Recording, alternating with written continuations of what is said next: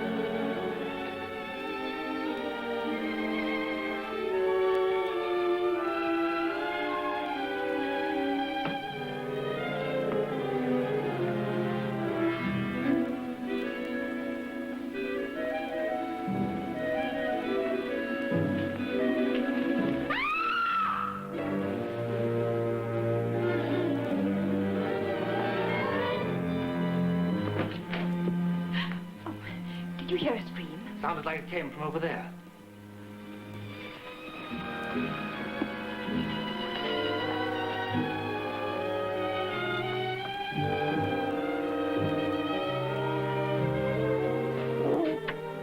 What's the matter? What's the matter?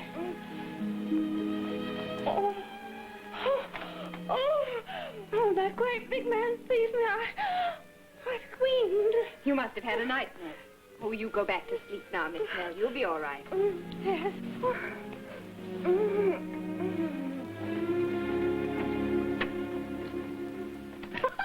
And so I ran through the forest just as fast as my poor little feet could carry me. But he was such a great, strong man and ran so swiftly that I just knew I must be overtaken soon. At last I felt him right behind me, his breath upon my neck. Then his arms encompassed me and, well, I screamed. I'm so very, very sorry to have disturbed you all. You didn't disturb me, I'm sure. I slept like a top all night. I'm so glad. How about you, Mr. Singh? I'm afraid I'm very hard to awaken, mademoiselle. In my country, one is taught from childhood how to compose oneself completely, both the mind and the body. Oh. And you, Mr. Armitage? Oh, no, not at all. I fell asleep working out a chess problem. McKinney's number 40. No, I slept very soundly, thank you. Really. I saw in the Times last evening that McKinney's going to give a lecture at Helms tonight. What, Dr. McKinney, the American? Why, there's no other brain in the world like his. I've been wanting to hear him all my life. Then why don't you go? Oh, may I? Really? Why, that's splendid. I might stay the night with old Jerry Stoddard, too. He lives at Helms. Yes, of course. Well, then I shall. I'll check the trains and I'll telegraph Jerry the moment we've finished. McKinney's number 40. I'll ask him to explain it himself. Well, if you'll excuse me, I must get to work. When the post comes, will you bring my mail to my room, Lucy? Yes, sir, right away. Still waiting for word about your play? Yes.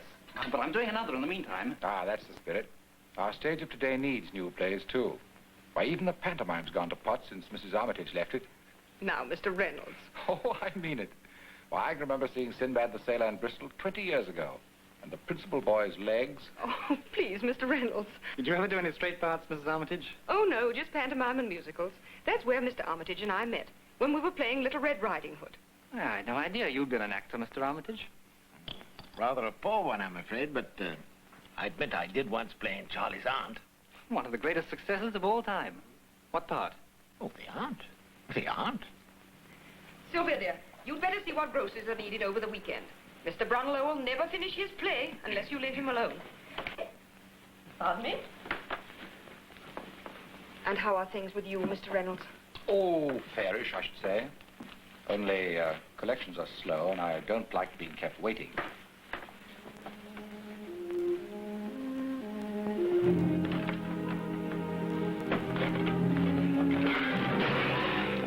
What on earth's the matter? Nothing, ma'am. Do you call breaking all those dishes nothing? It wasn't my fault. Well, then whose fault was it, may I ask? Well, has the cat got your tongue? I just said it wasn't my fault. I don't care whose fault it was. It'll come out of your wages. No, you can't do that. It's all I got coming. It'll be all you ever have coming in this house. I'm tired of your insolence. Your month's up tomorrow and out you go.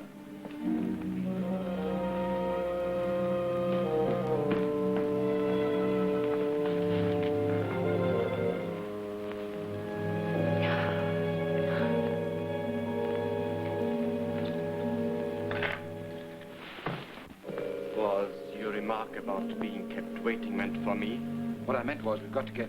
I thought I'd never find my book. It was right under my pillow all the time. Have you read it? I'm afraid not. I don't get much time for light reading. Oh, but this is so deep and fine. Let me read you just one passage. Here it is. At the finish, when he who has known love but lost it renounces the world. This then, Brother Francois, is the end.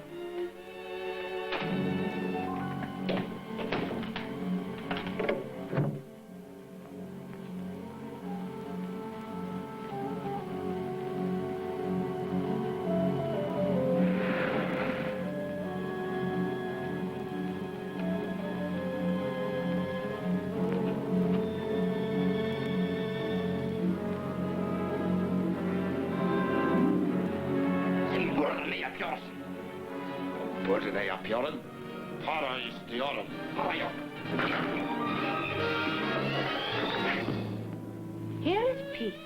Here through the window of my cell comes only the skylark's song to rob my soul of its tranquility.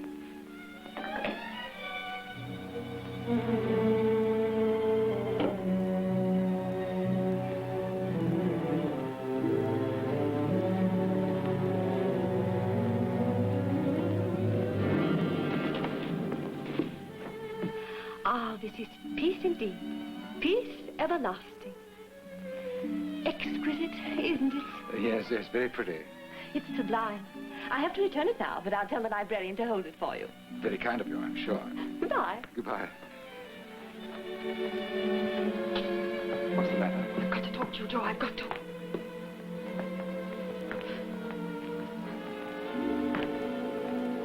What is it, Stella? What's the trouble? It's my nerves, Joe. I'm half crazy because I never know what's going to happen next. Oh, well, that's all. All? It's enough to drive a person mad. Oh, why won't you tell me what it's about? Stella, don't start that again. Surely you know by now that I'm not going to run you into any danger. How do I know? I don't even know what happened last night. Last night? It was almost dawn when you came in and... Oh.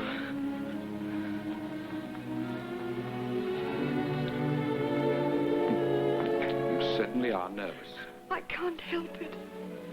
I'm sure I'm being spied on. I feel I'm being followed by unseen eyes. Whose eyes? I don't know that either. Oh, Joe, I'm going to break completely. I'm going to... Steady now. Use your head.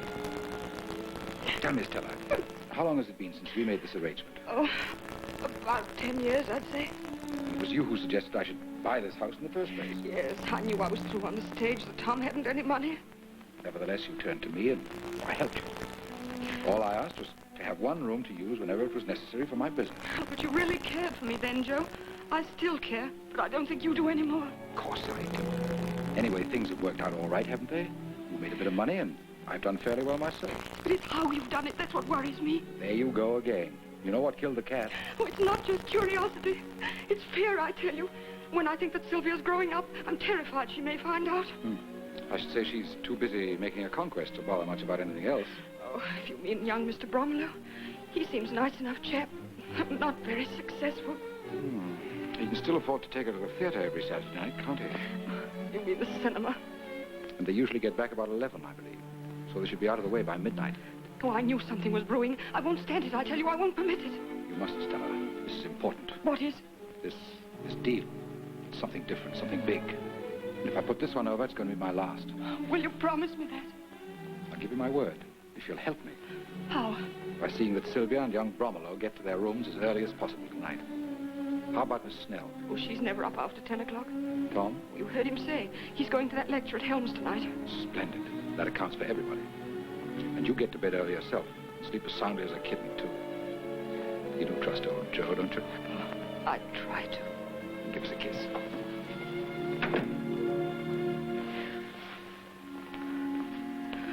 Oh, what is it, dear?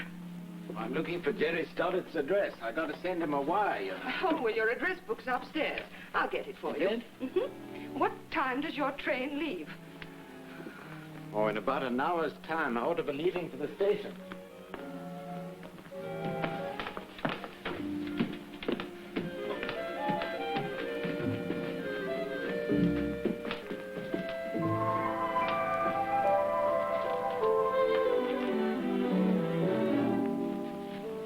So Mrs. Armitage was right. You were listening. Suppose I was. I had good reason. I wanted to hear what he had to say about me. You flatter yourself. Why should we discuss you? You mean she don't know? What on earth are you talking about? About you and me. If that's what you thought, I'll ease your mind. Mrs. Armitage knows nothing whatever about you and me. I thought that was why she gave me the sack. Anyway, she did. So what are you going to do? What can I do? I'm only a boarder. That's what you say. I think different. What are you hinting at, you little fool? Oh, I don't know. I wish I was dead. Just imagine how you'd feel if you were kicked out in the street without even a shilling. Unpleasant, I'd say. Unpleasant? Is that all? Well, let me tell you how I feel. I'm fed up. I'm sick of being worked to death and kicked around. And I'm tired of broken promises, too. I never promised you anything. Oh, yes, you did. Promises I never even asked you to make. So now you've got to help me. Stop that row. I've given you more than you deserved already. But you can't let me down now. You don't dare. You threatening me? No, I'm telling you. Then I'll tell everyone else. Then you'll go to jail for attempted blackmail. You've still got a few things to learn, young lady. Yes, I suppose I have. There's something strange about you in this old house. What's that? There's something queer going on here. Now I know you were listening. What did you hear? Nothing, honest. I swear I didn't. I thought you'd heard. I'd wring your neck. I didn't. You talk too low. Then let this be a warning to you. Keep your mouth shut about me and everybody else around here. Now get out. All right. I'll get out. But I'll not forget, neither will you. Because I'm homeless and desperate now. And all because of you and that woman. So whatever happens, you've only got yourself to blame. Get out.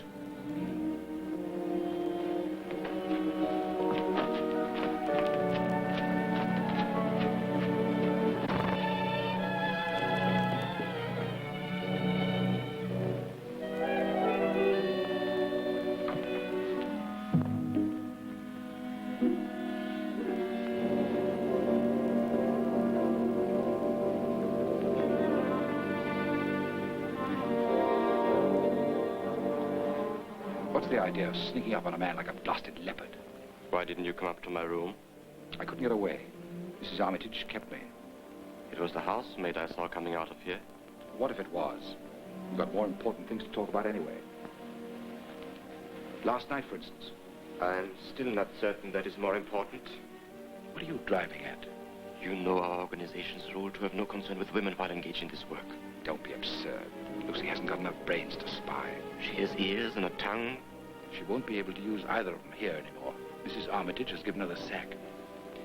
Which is just as well. Exactly. Now as to the box. I can only say that it is in a safe place temporarily. That's all I wanted to know. But it must be brought here tonight.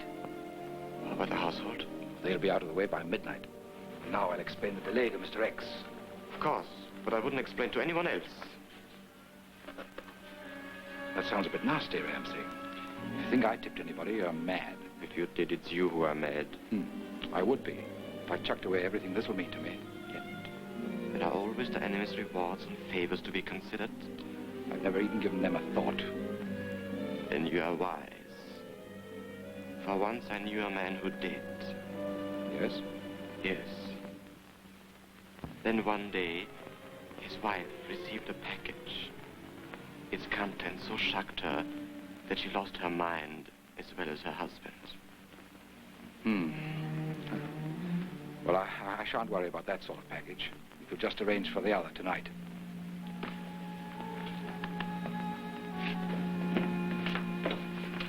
Well, I'm on my way, Mr. Reynolds. And as excited as a child. Well, who wouldn't be? This is the realization of one of my greatest wishes. I envy you. It's seldom that even the small one's gratified in this life. Well, maybe you'd like to come along. I would indeed, but I have important business here. Well, perhaps we can share a cab. As far as I remember, your office lies along my route to the station. Sorry, I have an appointment in another part of town this morning. Pleasant journey. Oh, thank you. Well, goodbye, dear. Goodbye. Have a nice time. Oh, I shall. I shall. Haven't you done the bedrooms yet? I was going to do them now. Well, then go and do them. And remember, your month's not up till tomorrow, and I won't have any shirking, even though it is your last day.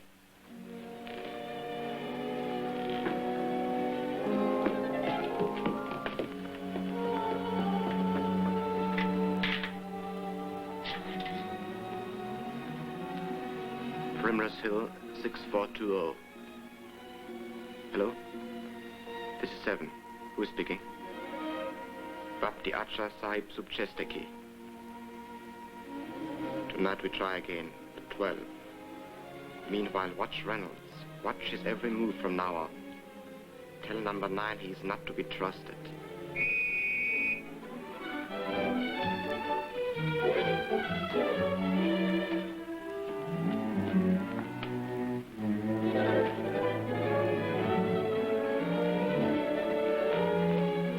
Put these in the living room, Lucy. I'll take up Mr. Bromlow's.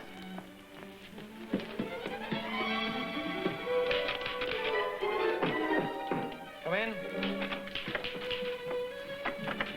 Here it is, Hugh, from Clayton Productions. Well, aren't you going to open it? Yes, of course, but anticipation. Or fear of rejection? Oh, not fear, I assure you. Well, go on, open it. All right, here goes.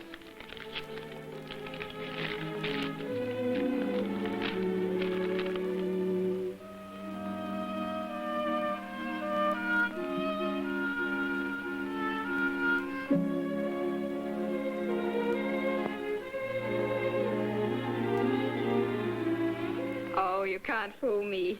I know. They didn't return your manuscript, so they've accepted it. I didn't send return postage, Oh, Hugh, I'm sorry. but I've still got hopes. Lots of them. So have I. And faith in you. We'll just have to begin thinking about your new play now. I have been thinking of it for some time. Good. What's it about? Oh, you would call it a problem play, I suppose. Do you think the public's interested in that sort of thing? Well, they ought to be. It's good for their minds. Maybe, but not for their entertainment. People like mystery, thrills, and romance. Plays that take them away from their everyday lives. Why, the horror is sold out for weeks in advance.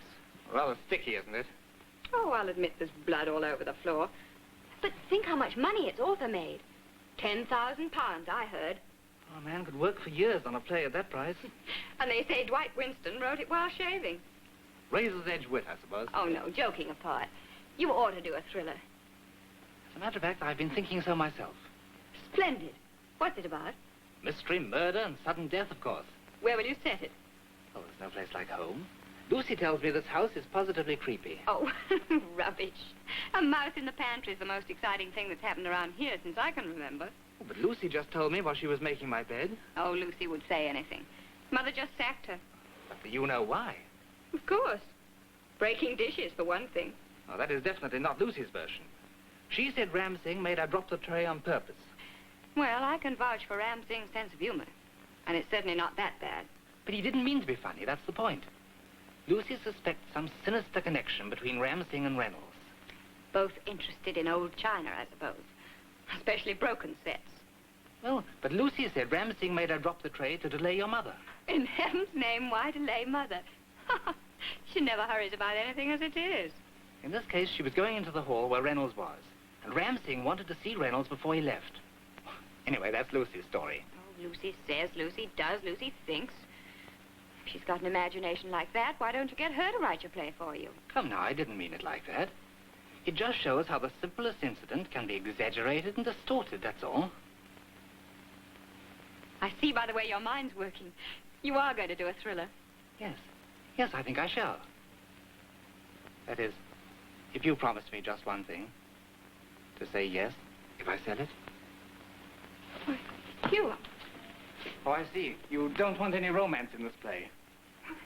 Yes, of course I do, but well, I didn't expect it to be introduced quite so suddenly. Then you agree to my proposition?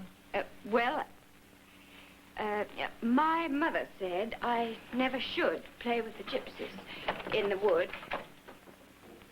I agree.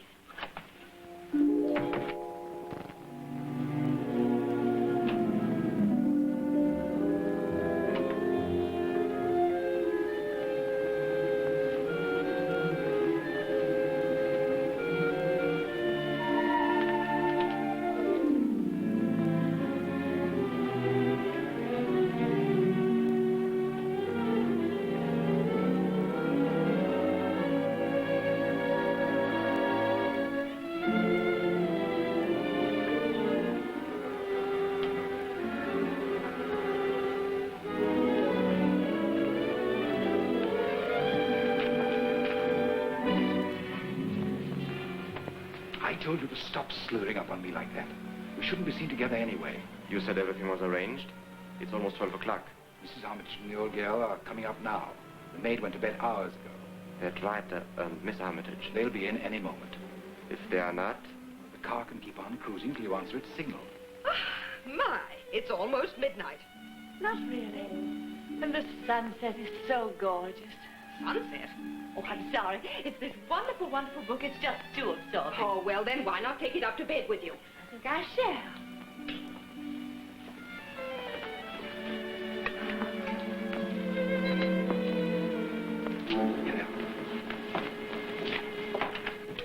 You see, Elspeth the heroine has been driving the young man positively mad with jealousy. Then he suddenly snatches her in his arms and says, "You tantalizing little devil, I've a jolly good mind to..."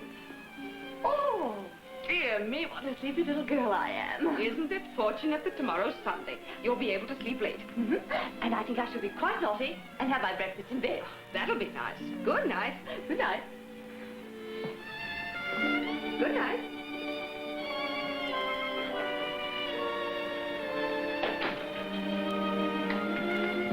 Why aren't Sylvia and the young man in? They said they'd be in early. When they do come, get into their rooms right away. And if you should happen to hear a bit of movement on the stairs later on, don't worry. What'll there be to hear? Oh, never mind. Joe, I'm so nervous. You do promise this is the last time, don't you? Don't start all that again. All right. But this is the last time. I'm going to put a stop to whatever's going on for Sylvia's sake, no matter what I have to do. I don't like your tone, Stella. If you're trying to frighten me, you're making a mistake. Because I... Bread and butter. Bread and butter. Well, they left the light on for us. I promised Mother we'd be home early. Well, let's turn it off. She'll think we're in our rooms. You know, you look really lovely in the moonlight. Sounds like a Gilbert and Sullivan song. No, I mean it. Moonlight softens and subdues. Stirs one's emotions, too. Stop that prattle. Sylvia? Yes, Mother. Coming right up.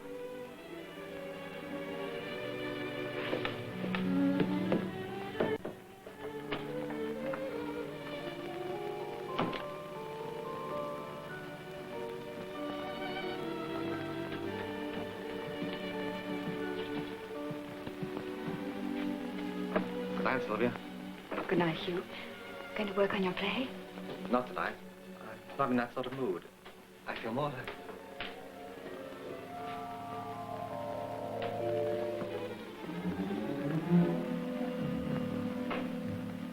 Strange. She didn't even look at us. She couldn't help having seen us. Do you suppose she was sleepwalking? One hardly puts on a shawl to walk in one's sleep. I wonder if she takes anything. What do you mean?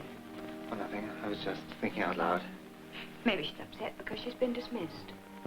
Maybe. Poor thing. I think I'll talk to Mother about it. Sylvia, get to bed at once. Yes, Mother, right away. Good night. Good night, Hugh.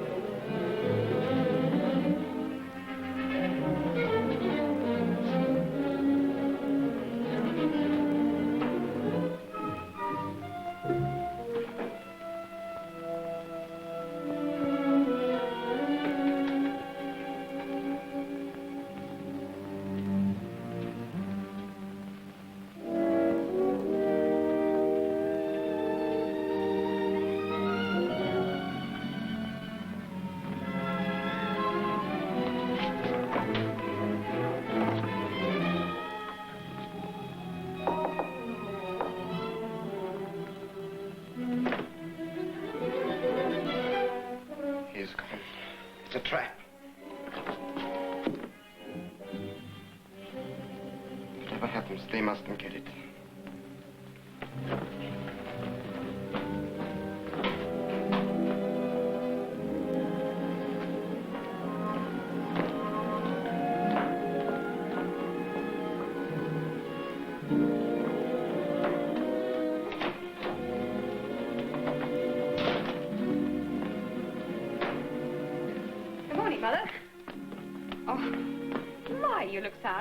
What's the matter? Matter enough. Lucy's gone. Just walked out without even fixing breakfast. And there's no chance of getting anyone until tomorrow at the earliest. Well, I'll help. Then bring up Mr. Bromlow's tea.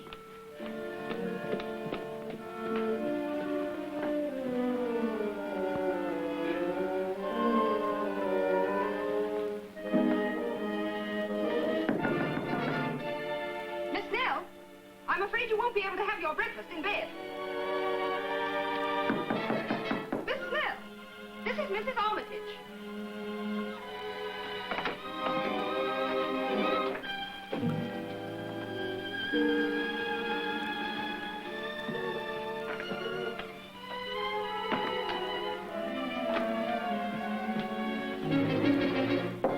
Mr. Singh, this is your call.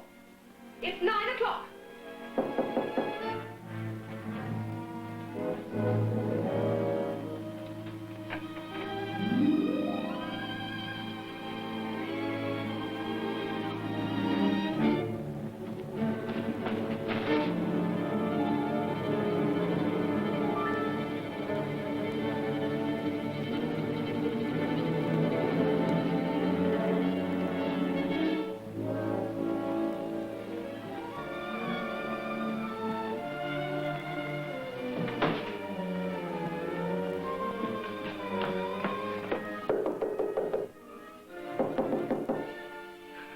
Armitage. Oh, good morning.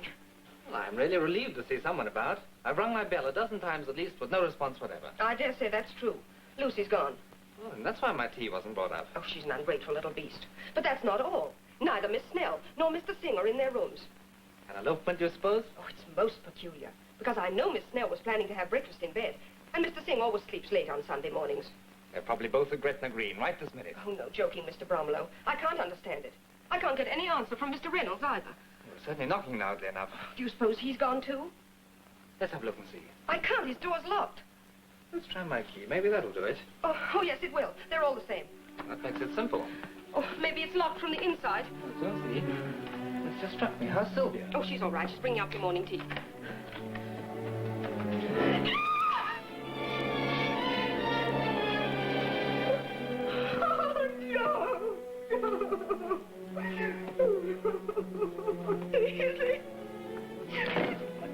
Dear, he's murdered. Murdered? No, I can't believe that. Now, there's nothing you can do. Just try and calm yourself. No, he can't be dead. It isn't true. Oh, no. Never mind. Are you ill? There's nothing you to worry about. He's had a shock. Shock. In there, Mr. Reynolds. What happened? He was murdered. Who did it? That's not for us to say. Can you take care of her while I go for breakfast? Yes, but hurry. There's usually one on the corner. Constable, come here quickly.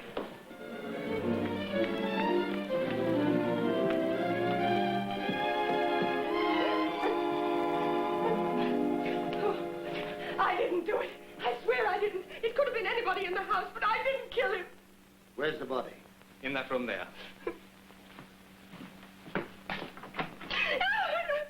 Now, see here, Mrs. Armitage. You've just got to control yourself. Oh, I didn't do it. I tell you I didn't. Of course you didn't. Now, relax. Relax. How can I ever relax again? How can I? Oh. Murder it is, and no mistake, sir. You got a telephone here? In the living room downstairs. I'll notify the inspector. But remember, you're all to stay right here where you are. Oh, did you see the way he looks at me? I know he suspects me. How could he? Be reasonable. I am reasonable. That's why I'm afraid. And you hurt my wrist, too. I'm sorry, but if I did... He was just trying to stop your hysterics, Mother. You must be calm, because we'll all have a lot of questions to answer. Oh, questions. There. I am under suspicion, and you know it. Shh.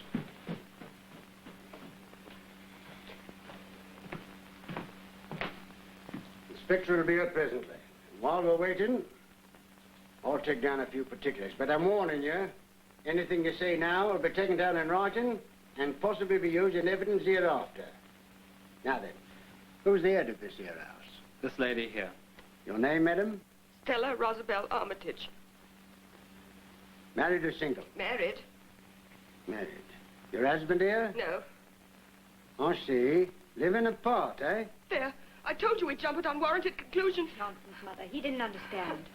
My father was away at Helms for the night. He'll be back this morning. Sorry, ma'am. My mistake, but no offense intended. You are, Miss Armitage? Yes. I live here and help with the house.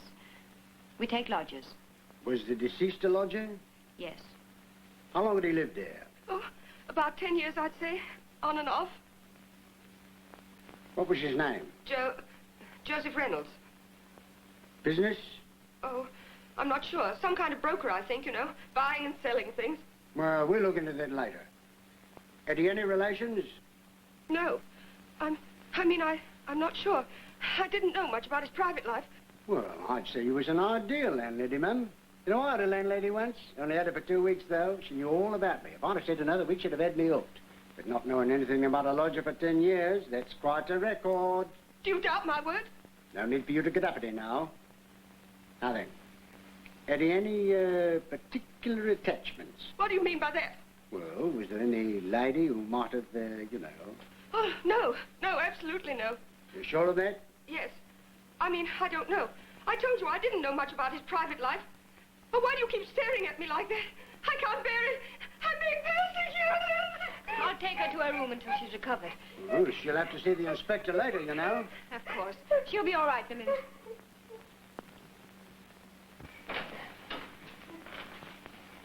Now then, may I have your name?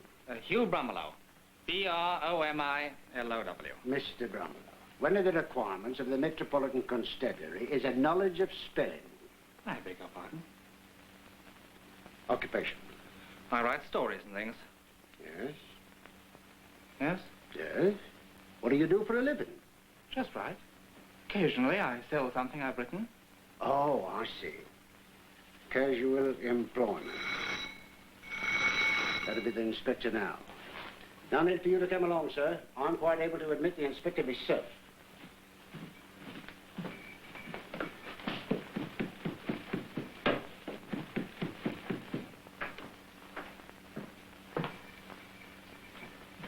Where's the policeman? He's letting the inspector in. It's dreadful. There's so much I don't understand. Mother's behavior is so peculiar. She's suffering from shock, that's all. No, it's more than that. If she knows something, she won't tell. That may be true. But it isn't guilty knowledge. At least nothing to do with a crime. No. No, of course not. Oh, we must just stick by her. Meantime, I'm going to do a little detective work myself, starting right from the top. You be careful. I will. Which is Lucy's room? The one at the top of the stairs. Right.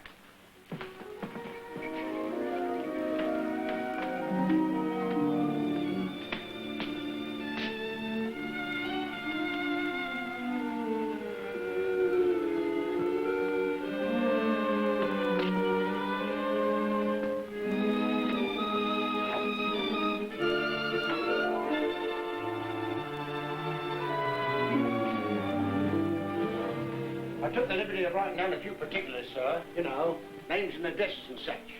I'll have a look at them later. This is Miss Armitage, the landlady's daughter. Inspector Gregg himself. I'd like to see your mother, too. She's lying down for a few minutes. And I'll look over the victim's room first. Right over there, sir.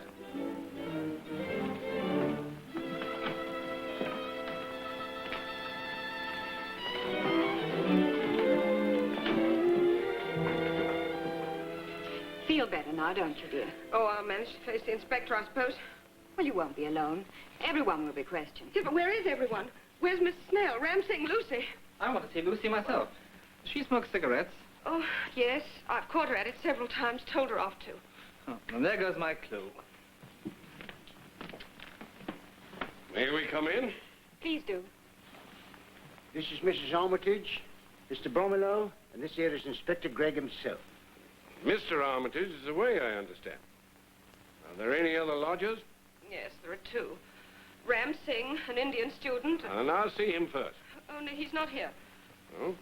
Where is he? I don't know. He was gone this morning, and his bed hadn't been slept in, which is quite unusual. The other lodger. Miss Snell, a maiden lady. She's always seemed very quiet and refined, but of course you never can tell. Is she here? No. And the odd thing about that is she'd asked to be served breakfast in bed, and yet was gone when I went to call her. Does seem odd. Both of them disappear at this time? Have they latchkeys? Yes. Nip downstairs. Tell the boys to keep out of sight. To let anyone come in, but nobody out. Very good, sir. Now, how about the servants? Well, we have just one. We had just one. You're not saying she's disappeared, too? Precisely. I'd given her notice because she was sullen and insolent. Oh, that's her sort, eh? She was supposed to have stayed until today, but she was gone before breakfast. Said she had a headache last night and went up to bed. That's the last I saw of her.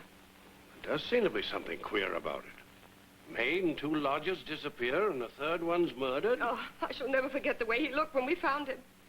He didn't answer my knock. Mr. Bromelow came out, and we used his key to get in. Reynolds' door was locked, eh? That's right, Inspector. I opened Reynolds' door just as Mrs. Armitage says. Inspector, I've just been on the telephone. That all she bet on, Aspidistra? He won. Won by 6 lengths, all by himself. What did he pay? Unfortunately, he was disqualified, so he didn't pay nothing. You want anything in the 4th race, sir? No. When was Mr. Reynolds last seen alive? I said goodnight to him in the hall just before midnight. Then he went to his room. Where was Miss Snell then? In her room. And the Indian gentleman? I don't know. And the maid was in bed? To the best of my knowledge. Oh, but she wasn't. Miss Armitage and I both saw her just at midnight. Where was that? In the upper hall. Miss Armitage and I had stopped to say goodnight. Lucy came down from the attic, crossed the hall, and went down the stairs. Where did she say she was going? She didn't say anything. She was wearing a shawl around her face and staring straight ahead. Most peculiar, fixed stare. She never even seemed to notice us. Think she might have had a drop too much to drink, perhaps? Oh, so that was it. I might have suspected as much. That's why she was so sly and sullen and smooth. Now, Mother, don't jump at conclusions. We don't know that. It's enough for me. She'd been drinking and got to brooding over some fancied wrong Mr. Reynolds had done her. And then she killed him. I don't believe Lucy could possibly do a thing like that. She'd have been able to see the knife that was used, too, when she was cleaning his room, because it always lay on his bedside table. That may be it. Nobody but a person under the influence of liquor or drugs, or with a heart full of hatred, would have been so vicious, would have stabbed their victim so many times. Oh, so many times. I didn't know that. How ghastly, how horrible. Sorry, man. I didn't mean to shock you. I shouldn't have spoken so frankly. Constable, circulate a detailed description of this maid Lucy and the other 2 lodgers at once. Someone's coming.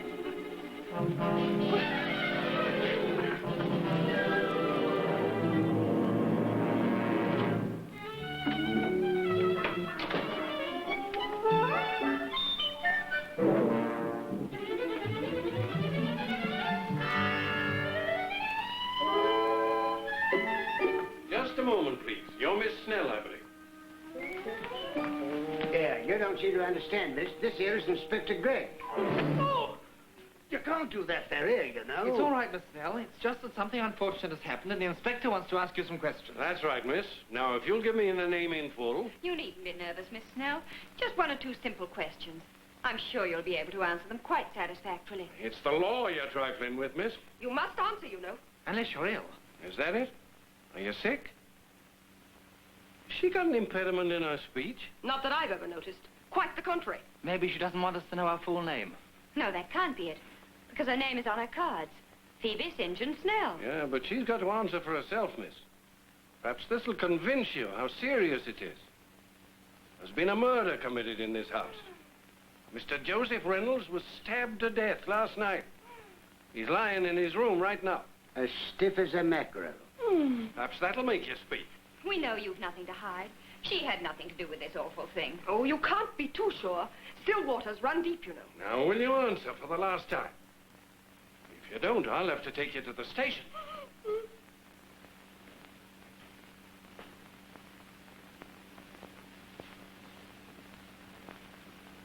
Great Caesar's ghost. May she? Oh, yes, certainly.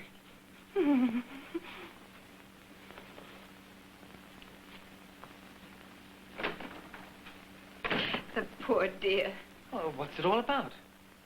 She woke up early this morning and got a guilty conscience because she hadn't been to church for 4 Sundays. So she decided to go to early service. Well, go on. Well, she got to the church door and suddenly realized she'd forgotten her tea. You wish to speak to me, I believe. Yes. Watch out for her now, Inspector. She's got her snappers in. You're Phoebe St. John Snell. Actually, it's Phoebe Marcia St. John Snell. I usually omit the Marcia. Too many names seem a bit pretentious, don't you think? Inspector Gregg is doing the thinking around here, miss. What time did you retire last night? Just before midnight, which is rather late for me, but... You didn't notice anything unusual last night? No, nothing at all. Only... Only what? I had such a very vivid dream. I was bicycling through Spain, and the Prime Minister of all people behaved so unconventionally that I... Yes, but nothing that concerns this case. No. Well, did you notice anybody about this morning when you left? No. Not the Indian gentleman, or... That may be Ramsing now. It is. Are you Ramsey?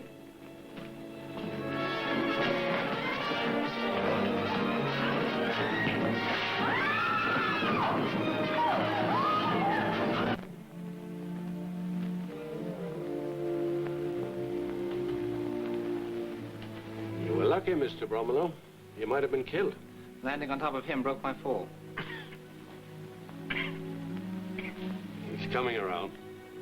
Other boys bring a stretcher. Very good, sir.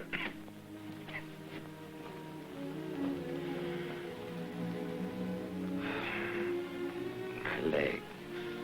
It's broken. You should be glad it wasn't your neck. Now perhaps you'll answer my questions. I've done nothing to answer for. Your actions upstairs hardly support that. I was nervous. I'm a foreigner and not familiar with your police methods. Well, you'll have a chance to learn now. Because Mr. Joseph Reynolds... Don't you believe him? He would say anything to save himself. He hasn't saved himself. In fact, He's trying to, though, if he accuses me. Yet, this was all his idea from the beginning. Was it? I can prove it. I'll tell everything. I'll turn King's evidence. Oh, so you do know something about our laws, anyhow. Now then, where were you last night? Here until midnight. Then, when the bucks arrived, I went to get Reynolds. But his door was locked and he didn't answer. Why? That's what frightened me. I thought he'd gone and tipped you off that the money was here. I see. And this box? Took it away again. You don't think I'd leave £500,000 for a rat like Reynolds, do you? £500,000. Where'd you get it? I'll ask the questions, Mr. Bromelo. I beg your pardon, only it seems such a huge sum. It does.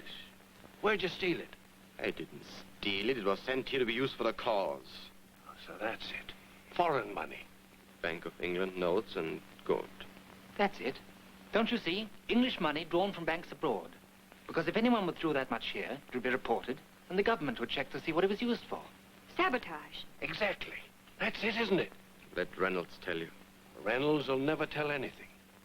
He's dead. Dead? He's upstairs in his room now. He was murdered. When? How? Those are details that we expect you to supply. I can't. I never saw him after the bucks came. And he never told you about it. He never told you anything. You trapped me. Perhaps I did trap you. But you trapped him and killed him. No. No, I didn't kill him. I swear I didn't. That may be true, Inspector. If he'd committed murder, would he have returned here? Here. I told you to leave the questioning to me. Sorry. Now, as to your organization, I'm through talking. I just want to know what Lucy the maid had to do with it. Nothing. We don't employ women, and we're under strict orders not to have anything to do with them. Fact is, I had to remind Reynolds of that yesterday. Why, Mr. Reynolds could never be involved in that way, I'm sure. Nevertheless, Lucy was with him in here yesterday. I heard her mutter as she left. She seemed terribly upset. She said she'd show him and make him feel sorry for everything, too. Oh, you shouldn't talk like that about a man who's dead, Mr. Singh. He's not talking about him. He's talking about Lucy. And now that she's disappeared, I'm beginning to think... That's it. Lucy killed him. I told you she was threatening him, and she seemed absolutely insane. She always was a sullen sort. Probably had murder in her heart all along. Oh, come now, you're just jumping at conclusions. I'm not jumping at anything. It's as plain as the nose on your face. And that's plain enough, I must say. How dare you? I won't stay here and be insulted. I'll go to my room if I may. Good riddance to bad rubbish. Oh, there's other rubbish to get rid of here, too, Mrs. Armitage. Don't forget the disgusting food you serve, and the lumpy beds, and other things I'm too much of a lady to mention. As for me, I shall leave this place as soon as the police will allow. Now, what could she have meant by that, I wonder? Seemed plain enough to me. It's as plain as the nose on your face. Surgeon will set your leg as soon as you get to the hospital. Be careful now, it's the left one.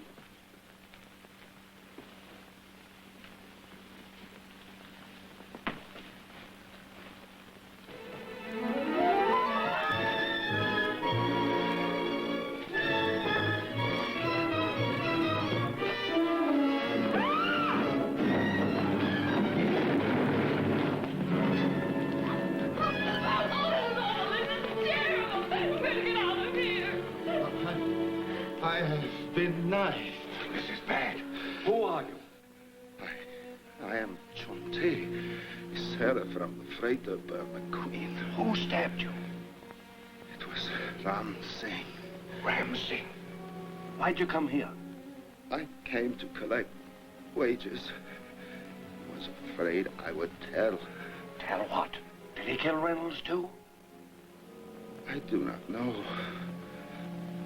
But he would kill anyone for... Take him to the station. See what they can do for it. I'm going to. I'm not going to stay in this slaughterhouse another minute.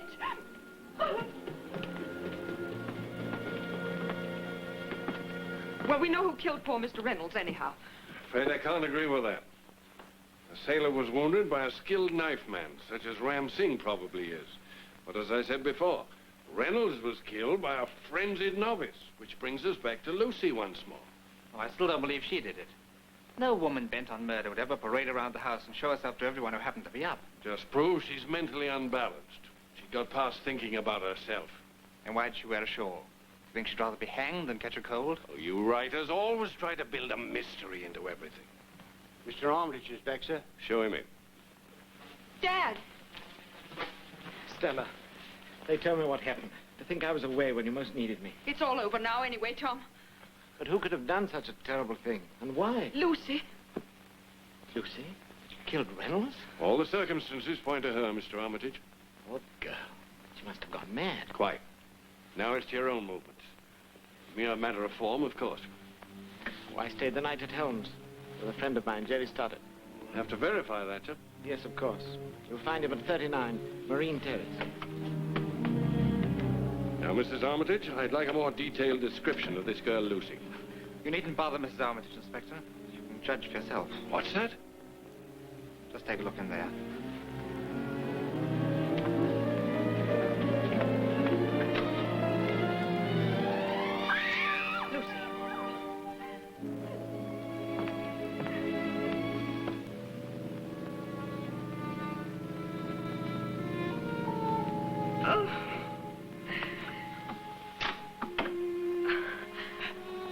Dead. Has been for hours, I'd say. Oh, Lucy. Oh, how perfectly awful. How'd you come to look in there? Oh, I don't know. Just idly curious, I suppose. That clears up the case anyhow. I'm not surprised she committed suicide. I fancied the river. You're sure it is suicide? Naturally. She was an hysterical type, we know. She'd killed a man and she couldn't bear to think about it. Look at this, Inspector. It was him made me do it. I warned him, and perhaps he's sorry now. Whatever anybody says, he drove me to do this awful thing. Lucy Timpson. Well, we don't need anything else, that's sure. The doctor's here, sir. He's gone up to Reynolds' room. I'll be right with him. May we go to our rooms now, Inspector? Certainly. We close up this room until the doctor's had a chance to examine her. May I have a look at that letter, Inspector? Trying to make a Sherlock Holmes out of yourself, are you? I just want to see the effect of hysteria on the handwriting. Well, go ahead. Only hurry. That's strange. She starts with, "It was him made me do it." The word "it" starts with a small I. Well, she was just an uneducated girl. Didn't know any better. That isn't the real reason. Look at this paper. It's half a double sheet with the front torn off. What does that point to? Probably found the paper in a waste paper basket. Tore off the side that was written on. When are you through? Would you care for a little drop of something, Mr. Armitage? We've all been through a rather trying morning. Yes, I'd be glad to join you. Not more than 2 fingers, Mr. Bromelo. You'll be charging yourself with the crime.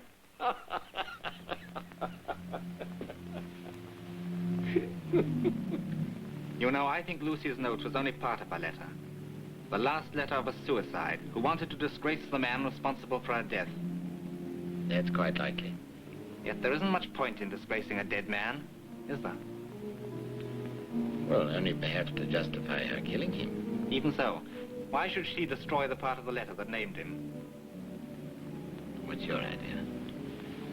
Someone found that letter after Lucy was dead, saw the chance to pin the murder on her, and tore off a part to make it read accordingly. Rather far-fetched, I'm afraid. Especially in view of her mental condition, which you say you noticed last night. That, I think, was a deliberate attempt to mislead us. To make us think we saw Lucy getting ready to kill Reynolds. While Lucy was dead at the time. I don't quite follow you. I'm afraid, Mr. Armitage, you don't want to. What do you mean by that? Who in this house could have impersonated Lucy? Well, there are 3 women. There's Miss Snell, Miss Sylvia, and there's my wife, but surely... I think it was still another person. Someone who'd played such a role before. A role such as Charlie's aunt. Are you accusing me? Before I actually accuse anyone, I'll ask you to explain this. I found it on the floor of the sitting room, in front of the cupboard where Lucy's body was hidden. And you always carry your little chess set with you, even on such a trip as you took yesterday. That's true, Bromler. It's also true. I killed Joe Reynolds. But in heaven's name, why? Well, I discovered that he and my wife are in love. When did you find that out? Yesterday, just before I left to catch the train. I saw him kiss her. Did they see you? They didn't know I'd seen the kiss. For a time, I managed to hide the shock. I carried on as usual, automatically, mechanically. And then the thing got me. What thing? Oh, jealousy, jealousy. A monster who kept shrieking to me to kill. And then it softened and began to whisper a plan. I followed it. I went into a shop and telephoned Jerry Stoddart. He was a lifelong friend. I knew he could be relied upon for anything. Your alibi? Yes. And then I paced the streets for hours with that monster always by my side. Then I came back here. You were all at dinner. I hid in the attic across from Lucy's room. Hours later, I crawled out. Lucy was already dead? Yes, and that's what gave me the idea. I changed into her clothes and pulled her shawl across my face. Then I showed myself to you and Sylvia. But why, after you killed Reynolds, did you move Lucy? Oh, you see, Lucy died before 9. And I killed Reynolds at midnight. I thought perhaps the doctors would be able to determine the exact hours of their death. But you knew she would be found eventually. Oh, I planned to take her away the first opportunity. And even if she were found, I thought the letter would perhaps cover things. Oh, it felt like hours carrying Lucy downstairs. You see, I'd used up all my strength on Reynolds. I felt like collapsing. But I'm glad I killed him anyway. No, Tom, what are you saying? Dad, it isn't true. It can't be. Yes, Stella, I'm afraid it is. But no one would have ever known if it hadn't been for Mr. Bromley. You? How could you? Be quiet, someone's coming. Ah, so here you all are. Just wanted to tell you the case is all cleared up. Doctor pronounced the girl a suicide. Poison it was. And of course, we know she killed Mr. Reynolds. So that's the formal verdict. Unless our friend here has made some new and vital discovery. Well, speak up. You're not going to confess you did it, are you? No, I'm not. I hope you're not trying to cover anybody else either. No, Inspector. That won't be necessary because I did it. That's the answer to everything. Oh, Tom. What on earth are you saying, man? Just that I killed Joe Reynolds. And Mr. Bromlow can prove it. If this is a joke, I warn you, anything you say may be used in evidence against you. I'm taking you to headquarters.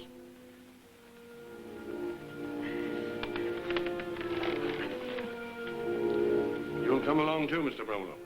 Yes, I won't be a minute.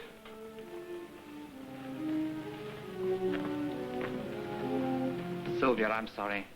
I'd have given anything on earth not to have had this happen. I know you'd even have protected him if he'd let you. But how would it ever have been possible for you to do such a thing? That's very easy to explain. It's just that I had the best and sweetest reason in the world. Oh, Hugh. And so Hugh turned to Sylvia, and his smile was as eloquent as his words. I think I have the best and sweetest reason in the world. Well, that's the story. Hugh, it's wonderful. I only hope no one's offended. I had to dramatize a bit, of course. Oh, naturally. You certainly made a very unpleasant character out of me. Oh, Dad, where have you been? I've been over at Helms with Jerry Stoddard. Hugh just finished reading us his latest story. It's a shame you missed it. Oh. He made you a terrible killer. Huh, he did he? I'd like to kill the man who invented this chess problem. You made me out quite a lad with the girls. How many times did you say Tom stabbed me? 28. Cut your throat a couple of times, too. How's a man smoke with his throat cut? And I resent your fiction that my teeth aren't my own. So just to prove it. I have a cavity. You better go and see my dentist tomorrow, dear. And I assure you, sir, that no one is more loyal to the Empire than I. It would do me grave injury if my name were to appear in your book as that of a traitor. All names will be changed before publication, I promise you. I'd like to have my name in a real book, Mr. Yu. You would you, Lucy? Well, we'll keep it in. Maybe use your picture as a frontispiece, too. What will my young man say? You didn't give me much to do. I want to talk to you about that. Excuse us? Sylvia. Do you remember that promise you made me? Of course. But that was only in your story. Well, I'd like to have you make it again, now. Why not? You mean it? Certainly. Well, I'll make the announcement right now. But wait, there's nothing to announce. That promise depended on a play, not a book. Well, I know that, but it's going to be a play. I only wrote it as a book first because it gave me greater freedom of action. But how do you know it'll be produced as a play just because you sold it as a book? Because everything Dwight Winston writes is produced. Dwight Winston? Yours truly. You're Dwight Winston? But why should such a successful playwright come to a little lodging house like this? Well, for 2 reasons, my dear. First, to get color and characters. Secondly, to find a wife. Oh, you... But hurry, we've still got time to get a license before the registry office closes. Well, I can't go like this. There she goes. You don't need a hat. That's all right. Come on. My, you are in a hurry. Yes, I am. Yet maybe we should pause for just 1 more minute. Excuse me, Governor, but I was looking straight ahead, sir, and I didn't see a blooming thing. May I be forgiven. Oh, I wish I was 50 again. If a buddy meet a buddy coming through the road,